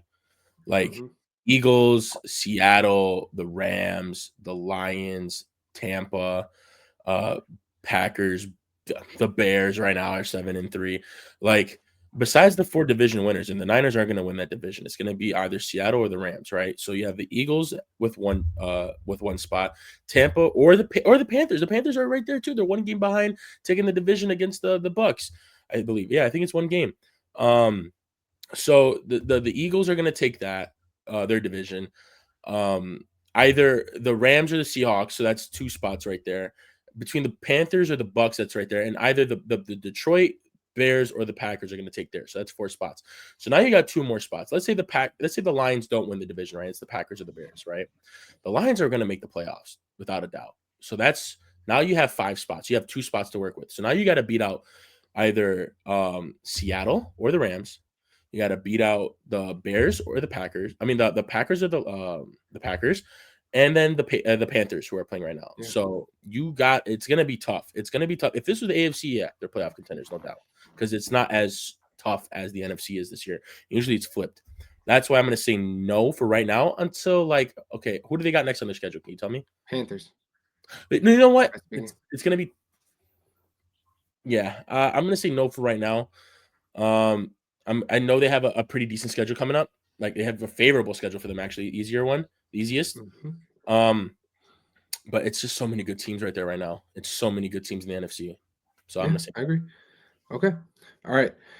I'm gonna say yeah. The reason I'll say yeah is just because, like you said, you got teams like the Panthers that are right there on the cusp of the playoffs. This week, they do play the Panthers, in fact, and this is a big game for both teams, obviously. Yeah.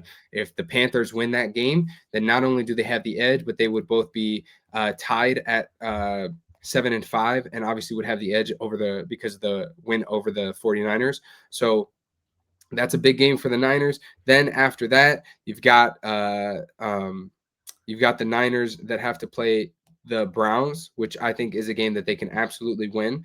The Titans, the Colts, the Bears, and then the Seahawks to end the season. So they've played all of their division games, minus the Seahawks one, to end the season. So when you come down and look at that stretch, I'll be completely honest, I don't know. There's going to be one team or one division that has 3 teams that make the playoffs. I think a lot of people are thinking the NFC North. I think a lot of people are tending to overlook the Packers' reliance on Josh Jacobs. If he's out and he misses any time and they start losing a couple games, they're completely going to have a different outlook in the playoffs, right? Like they're the 6th seed right now, as we kind of looked at. They can easily drop from 6 to 9 in the next couple of weeks if Josh Jacobs is out and they start losing some games. So if the Niners are able to capitalize on their easy schedule, they can at least make the playoffs. And who knows, based on who they may play, right? If they end up having to face a team like the Seahawks, if they beat them in that last game of the season and then have to play them in the playoffs, that could be a different story. Or the Rams, I think that's a tough matchup because I don't think the Niners are going to end up with a 5 or a 6 seed. They're probably going to be maybe the 6, more likely the 7th seed. But I think they can still at least make the playoffs and make things competitive and interesting because at the end of the day, they got a lot of injuries on defense. But when Brock Purdy is healthy and that team is rolling, you still got Kittle, you got McCaffrey, you got Ricky, who when Ricky Pearsall is healthy and he's getting the ball, he's doing good things. You got Juwan Jennings, like they got a good offense, and it'll just be interesting to see. So for that reason alone, I'm gonna say yeah. Okay. Now the next one, can the Chiefs at 5-5 still make the playoffs? Time starts now. I'm gonna say yeah, but it's gonna be like the same situation as Baltimore. Like you got to be perfect. There's 7 games left in the season. Yes. Now if they outright win all 7 games, yeah, they can make the playoffs. If they win 6, lose 1, yeah, they can still make it. 5 is iffy. If they lose 3 games, no shot. Yeah, no shot. There's no shot. There's I no agree shot. with that. They cannot Because, lose. They at the very max, and this is still iffy if they make it. It's 2. But you see, like the Chargers are struggling right now because of that offensive line. If that continues, you got to take advantage of it so you can get second in your division because they're 2 games behind them. Yes. With another matchup against them. Yeah, they'll play the Broncos once, the Chargers once, the Raiders once. Outside of those 3 divisional games, so the you play Raiders, the Colts, okay, the Cowboys, the okay, Texans, okay, the Titans, and yeah. So you okay. got So the 3 divisional Titans, games and 4 out of division games. the Titans, the Titans won, the Raiders won, and the Cowboys ones should win. They should win those, no doubt, no doubt. Texans ones, their defense is scary. You got to squeak that one out. You beat them in the playoffs last year. You got to squeak it out. You got to pounce on that struggling offensive line for the Chargers. So you got to win that matchup, and you're at home for that. Denver, you're at home for that. I'll give you the edge. I'll give them the edge for that because it's hard to win in Arrowhead. And then you have you said the Colts. It's gonna be. Colts are a good team. If they win that one, I think they'll be in good position the rest of the season. But you cannot lose 3 games. 2 games, you still have a chance, but it might be iffy depending on how the other teams go. 1 win, you lose 1, you should be fine. And then you obviously win outright, you're gonna make it. So yeah, but they have to be perfect. Like it's the same situation as Baltimore. Baltimore, like they had to be perfect. And right now they're winning. They won 3 in a row, 3 or 4 in a row, 3 in a row. Yeah, whatever it is. So yeah, you gotta win these. You gotta win these at least 5 of the next 7. It's still possible. I'm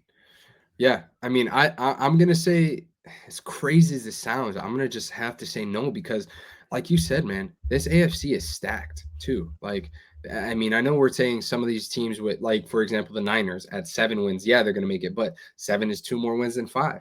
So they're in a. I mean, if you put the Niners in that conversation, that means the Niners would be the 4th seed right now, or I guess based on division, they would be the 5th seed. Buffalo would be the 6th seed. The Chargers would be the 7th seed, right? So, but for the Chiefs, you're 5-5, right? That division, if the Chargers can't step it up and win a couple more games, that is, I think for the Chiefs to make the playoffs, you got to hope that the Chargers completely just all the wheels fall off the train right there. So now when you look at that, most likely Pittsburgh, they're 6-4. I'll be honest, with Baltimore right on their tails, that's a team that can definitely make the playoffs, right? But for the Chiefs, you got Denver. You're probably not going to win the division, right? That's one. So you're guaranteed to not win that division unless some sort of like collapse of the century happens for Denver. Yeah, like I don't. If Denver was to lose like their next they've played 7 games straight. Games, yeah, if they were to lose their next 6 games, then yeah, like okay, cool, because they're on bye this week. So if they were to lose their next 6 games, that's a different story. Yeah. But Denver's 9-2, New England's 9-2. You're probably not catching up to either of them, right? Indy is 8-2, right? You got to beat Indy. If you don't beat Indy, I think it's a completely different outlook. You're 5-6. Now you're not only are you desperate, but you are truly fighting for your life. Like there's a Yeah. difference between desperate and like you're struggling to breathe at this point, you know? So if they lose this game against Indy, they're 5-6. Then, of course, obviously, you still got Pittsburgh, who has a chance to win that division. Yes, they have a 1-game lead over Baltimore, but even if they don't, if they continue to win a couple games, Right. having that 1-game edge on the Chiefs, they can at least fight for a wild card spot. You got to hope that Jacksonville or the Chargers can completely collapse, which I don't necessarily know if that can happen because of the fact that, for the Chargers, they've still got, you're going to play the Raiders. You got to play the Eagles, which is tough. The Chiefs.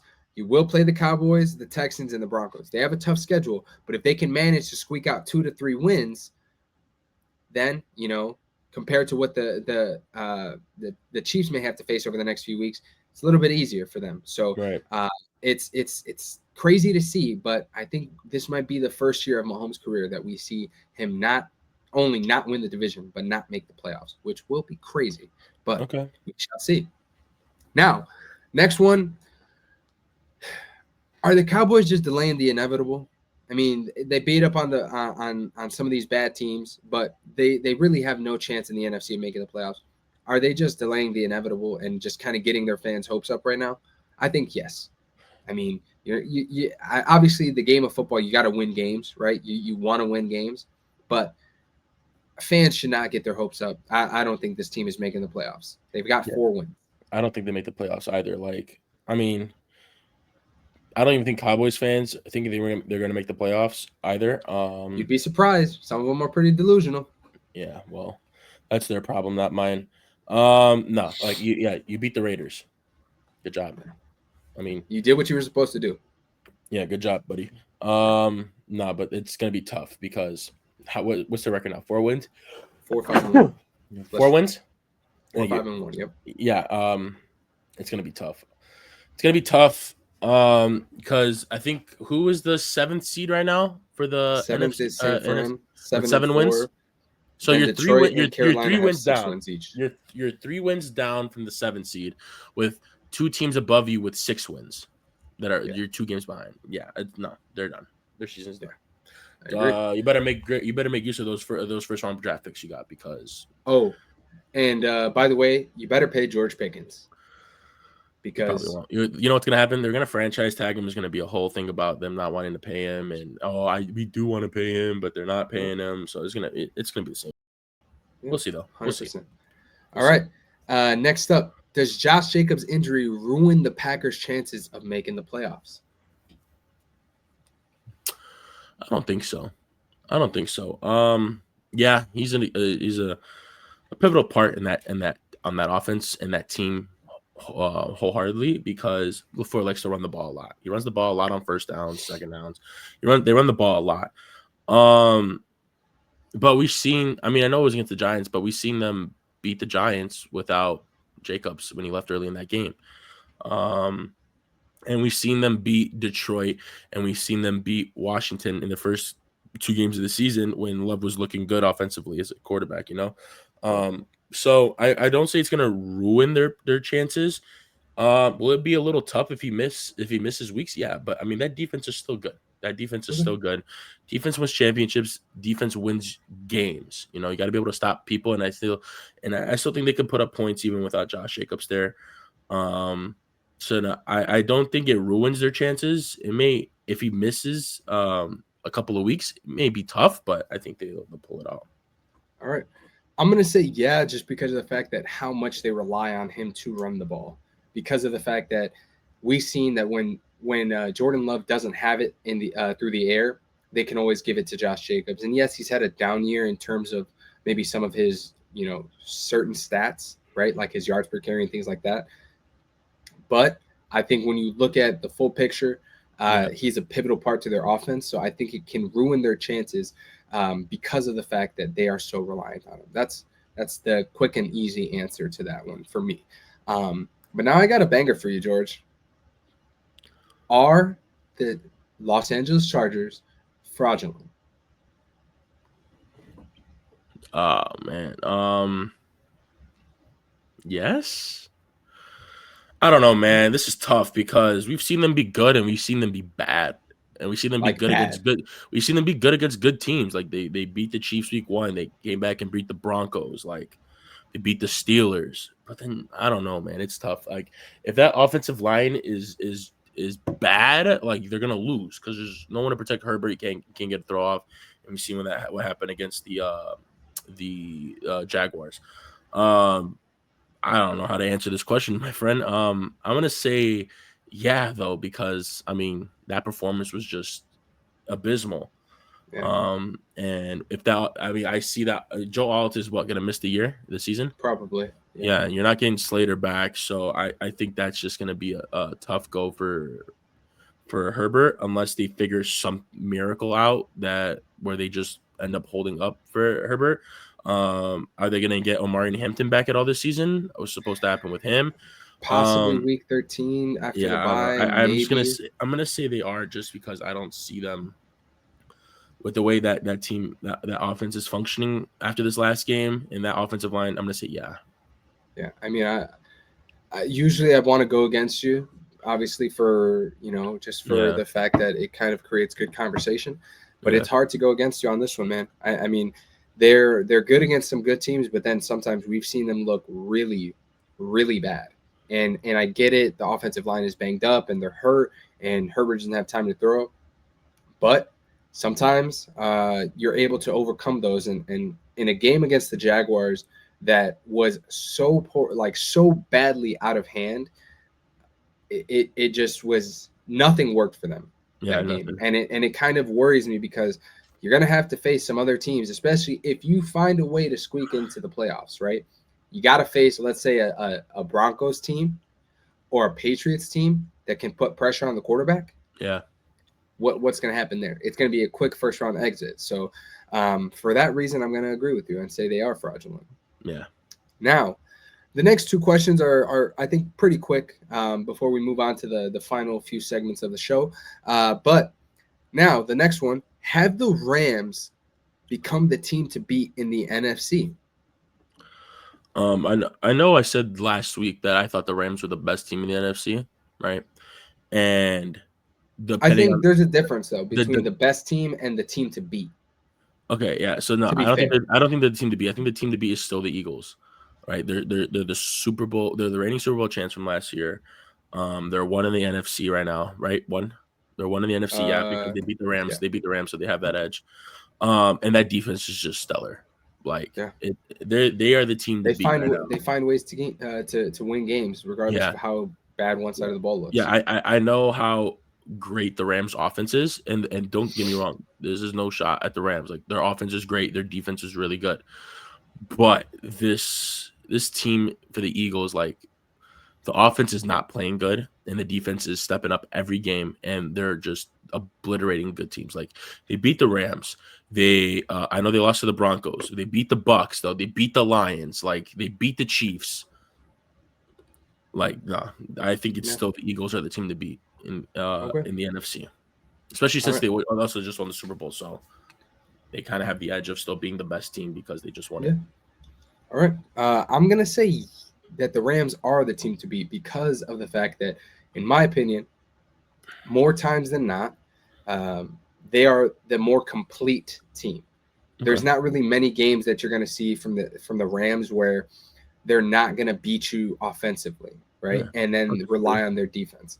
I would say that 9 times out of 10 that we've seen through these 11 weeks, and they've played 10 games, that you've seen most times rather than not that their defense and their offense are working together, right? Like their offense is good, they're working well, and then on top of that, on the other side of the ball, the defense is working well. Because of that, I think for the Eagles, they kind of have to turn on the switch. You know what I'm Right. saying? Yeah. Sometimes on offense, sometimes in the playoffs, that's not going to work. So because of that, I think when you just look at it in hindsight and full picture, the more complete, consistent team is the Rams. So because of that, I'm going to give them the edge over the Eagles. While it might not be much because the Eagles defense is ridiculously good, I'm still going to have to give them the edge because of the consistency factor there Okay. on both sides of the ball. So now the last question before we kind of move into some fantasy talk, has JMO, Jameson Williams taking over as Detroit's wide receiver 1. Would love to hear your thoughts on that. Not a chance, dude. It's Okay. still Amon-Ra. And Jameson Williams has had a couple of good games. Yeah, but I mean, look at who his favorite target was against the Eagles. Yeah. Amon-Ra had 12 targets. Now, is it Amon-Ra's fault that Jared Goff was being pressured so much that the ball was hitting the ground before it could even get to Amon-Ra? No. Yeah, No. I agree. But no, it's definitely Amon-Ra, and there's no doubt about it. He's still the wide receiver 1 on that team. He's getting paid also like to be the number 1 wide receiver on that team. Yeah, that's true. All right. I mean, I don't know if he's necessarily taken over, but I think it's maybe more so becoming like a 1A, 1B right now because I feel like the last couple weeks since Dan Campbell has taken over the play calling, he is getting Jameson Williams a lot more involved in the offense, right? Yeah. And I think because of that, obviously you saw that there was some discussions maybe a couple weeks ago where people were questioning like, oh, you're not really involved in the offense, whatever. If you look at it through the last 2 weeks alone, he's totaled 200 plus yards, right? Yeah. Compared to Amon-Ra's 100. So he's doubled the performance in receiving yards and in touchdowns, 2 touchdowns to Amon-Ra's 1, right? The exact number, it's over 200, 2 something, whatever, something like that. 207, 208, something along those lines. And Amon-Ra's at 100, right? But if you look at that, like I said, Amon-Ra was sitting at 600 before this last two game stretch. Jameson Williams was sitting at 300. So he was doubling the performance. Now it looks like Jameson Williams is more involved. He's the first read on a lot more looks. Yes, Amon-Ra had 12 targets, but that's because, like we've had in personal conversations, he's a slot receiver. So of course he's the first read because it's the quickest read sometimes, and it's the quarterback's best friend. But I think for some of those deep balls, big plays, he's going to look to Jameson Williams more often than he is Amon-Ra now because he's taken over and he wants – we all know Dan Campbell's the risk taker, right? Yeah. So they went for it on every 4th down damn near that game. Exactly. And they got none of them. Yeah, so I think when you look at it that way, he's taking the risk and getting Jameson Williams more involved because there's more explosive plays with Jameson Williams than there can be with Amon-Ra maybe. Right. And because of that, I think maybe it's leaning towards becoming a more Jameson Williams involved offense going forward. So the true number 1, maybe not, but 1A, 1B situation definitely seems more realistic going forward for the rest of the season at least. Okay. But that's all we have for the 2-minute warning. I can't wait to clip these up and see what you guys think this week as we head into week 12 of the NFL action. But George, I want to kind of take things out of the debate thing real quick because I know we're at 1:30, so we're not going to keep you guys here for too much longer, just a few more minutes. But real quick, George, I know you're in a bunch of leagues in fantasy. I wanted to know, just kind of catch up. We're doing things a little bit different this week, so I want to just chop it up with you a little bit about your fantasy squads. How you looking, man? How are your fantasy playoff hopes looking right now and things like that? They're looking pretty good. I mean, this week I went 4-2. Okay. In 2 of the leagues we are in together, I won both. I won one, lost the other one. Right now in the league with just us and our friends, I am in 2nd place right now, sitting at 8-3. Yeah. And then in the other one that I'm in with us, with me, you, and our friend, maybe like some of his family members and family friends.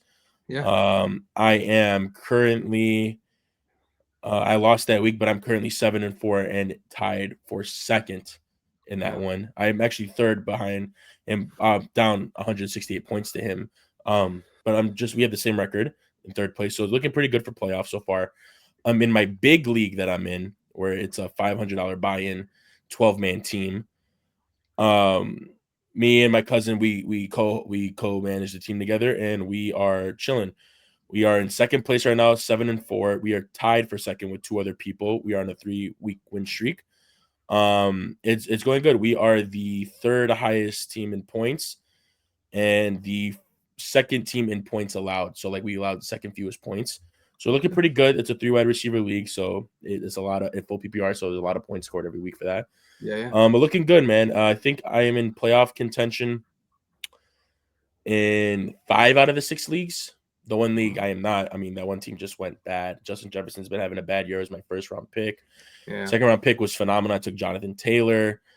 Third round pick was Jaden Daniels. That hurt me this year. And then I went Devontae Adams. And then I went, I can't remember who I went after that. So some of the players, like my team was just riding on wins from Devontae Adams scoring touchdowns and Jonathan Taylor being Jonathan Taylor. Keenan Allen, give me a couple of weeks, but no, I think 5 of the 6 teams, I am chilling. If I'm not in third place, I am. What is this one? This one in our friend's dad's league, I am in third. In our league with our friends, I am second. In my cousin league, I am third. In the big league, I am in third. And then the other one, I am second. All right. To second. There we So go. it's looking pretty good. Love to hear that, man. Good luck to you the rest of this season. Thank you. Now on my side, I'm in 4 leagues. This week I went 3 and 4, or 3 and 1. In 3 out of 4 leagues I took a dub. Right now I'm in a league, the league with our friends. I am finally in playoff contention after winning 2 weeks in a row. Okay. I have the third highest scoring point, the team with the third highest amount of points scored behind you and our buddy. You guys are tied actually at 1,630 points. You have a 0.2 edge on him. It's 1630.9 to last week I messed 1630.7. Last week I messaged him like, bro, I've never seen this before. I'm ahead of you in the rankings. We have the same record, but I am ahead of you by 0.25. And after another full week, I'm ahead of him by 0.20. So it's crazy how like similar our teams are. Very, very close. Yeah, man, I'm the third highest scoring points, third highest scoring team in that league. I'm 60 points behind you guys, but my record is 4 and 7, which is crazy when you look at the team that I've had. I mean, I got Dak Prescott is my quarterback right now, but I had Jaden Daniels. I've got JSN. I've got Pickens. I've got McCaffrey. I've got Jacobs. I've got, some other guys that I picked up, just for help. I had Laporta. He's on IR. But other guys I have are like Kamani Vidal, Woody Marks, Tyrone Tracy, Keenan Allen.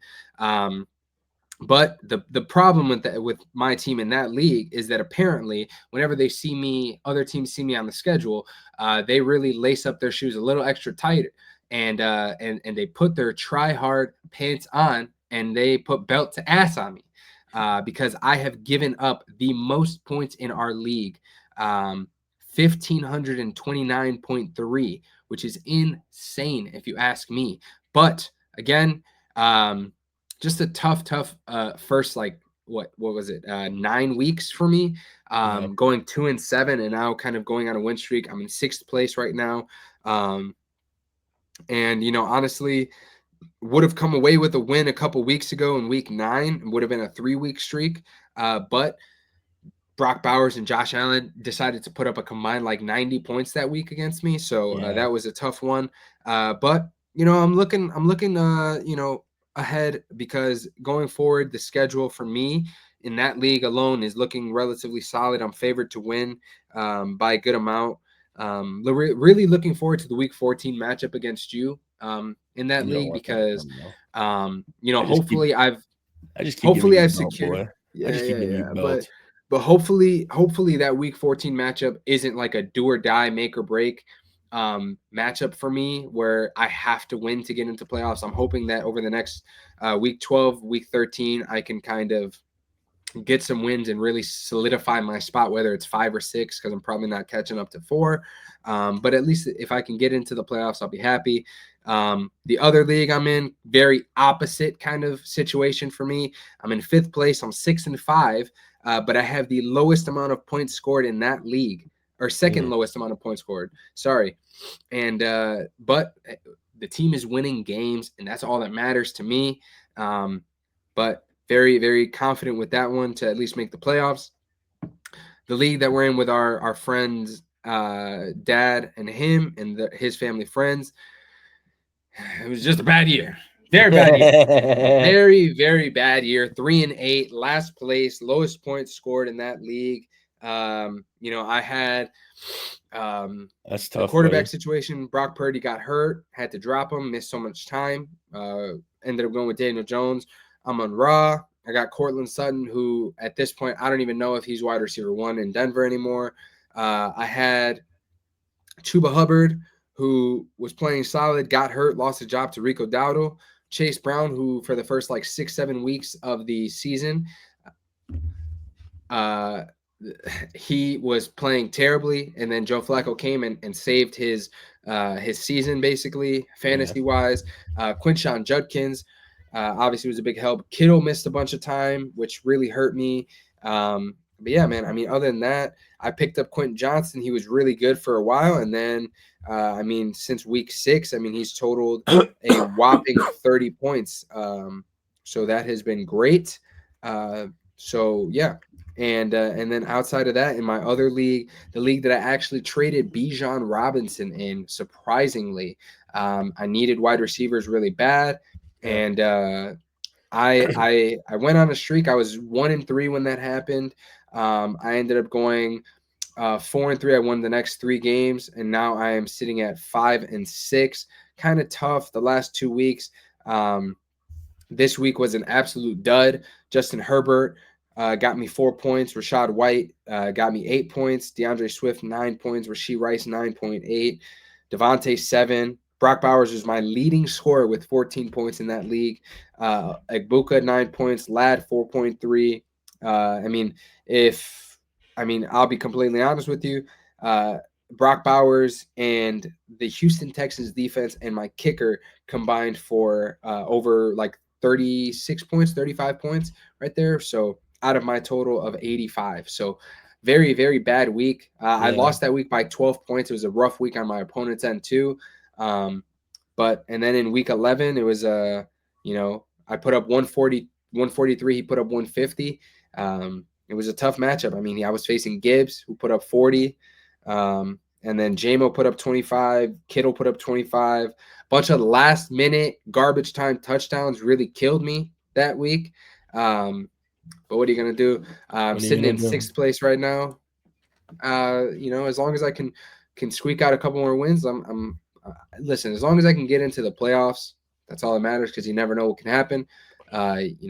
So that's all that matters to me. But yeah, looking very, very positive in that regard.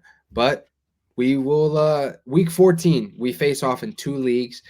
So when week 14 comes, we play each other in both leagues at the same time? In both leagues at the same time. So week 14 will be fun. I know we talked about it a couple weeks back when we faced each other early in the year. So we'll bring that back, and we'll kind of see how we perform against each other. We'll talk about it on the pod a little bit more. But yeah, very exciting through the first 11 weeks. And we'll talk about it a little bit more next week and see how things shake out, if anything changes for our playoff outlooks going forward. But next up, real quick, last final segments of this show. We're going to get through these really, really quickly. I know it's heading into week 12. Waiver wire is bone dry, but we've got a couple guys.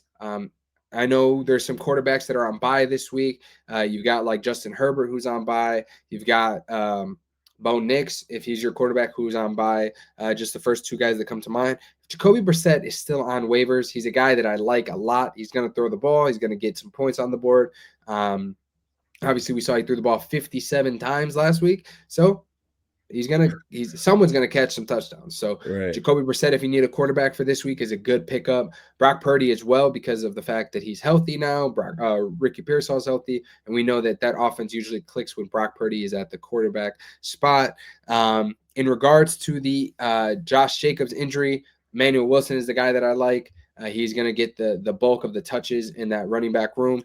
And then Michael Wilson, with Marvin Harrison out because of the appendix surgery, Michael Wilson put up a incredible stat line last week. So he's a guy that if he's on your waivers, I would take a chance on him, especially with Marvin Harrison out. It's going to probably be Trey McBride and Michael Wilson that's going to be getting the ball. Now, lastly, second to last, we're going to talk about the panic levels after week 11. And here we are going to talk about just a couple of guys. And I know, George, one of them that you're seeing or that you'll hear is going to come as a little bit of a shock to you. But I have my reasonings, and I think you'll understand why I put this guy on there. The first one is going to be Rome Odunze. The reason I put Rome Odunze here is because Rome has been a guy who, he's had his up and down weeks. When he started the season out, we really thought that he was going to break out and have an incredible monster year. Obviously, that has cooled down, largely in part of the fact that the Bears have become a run-first team, as they have I think it's the second best rushing attack in the NFL this year.